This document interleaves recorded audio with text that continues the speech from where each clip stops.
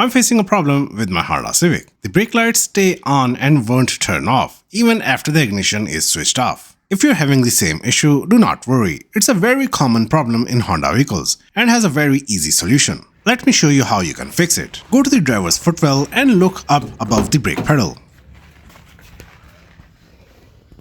This is where you will find the brake light switch. This switch is what controls the brake lights. Let me remove this undercover quickly to give you a better look. To remove this undercover, rotate this small plastic handle in the standard 90 degrees counterclockwise. Then pull the front edge of the cover downward to release the clips. You don't actually have to remove this cover to do the repair. I'm only taking it off so I can show you everything more clearly. With the cover out of the way, you now have a clear view of the brake light switch and the brake pedal assembly. This is how it works. When you press the brake pedal, the switch is released, turning the brake lights on. When you release the pedal, the stopper presses the switch back in, turning the brake lights off. But as you can see, the brake pedal stopper is missing. I don't know what happened to it. Maybe it became brittle over time and broke off. Or it simply fell out. Without the stopper, the brake pedal can't press the brake light switch. So the switch stays released and keeps the brake lights on at all time. I checked the replacement OEM part online and it costs over 10 bucks. That's a lot of money for such a small piece of plastic.